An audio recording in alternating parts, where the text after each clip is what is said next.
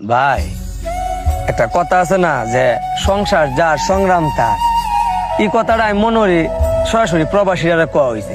আমি দেখছি যারা প্রবাস হতে হ্যাঁ এরা যেদিন বিমান উঠে এদিন থেকে আর এই দেশের মায়া ত্যাগ করে উঠে মন্ডারা পাশান আর পাত্তর বানায় পরে বিমানও ভাড়া দেয়। আর এই প্রবাসীরা আমরা অনেক কথা কই, টিয়া না দিতালে গুসা হয়ে যায়।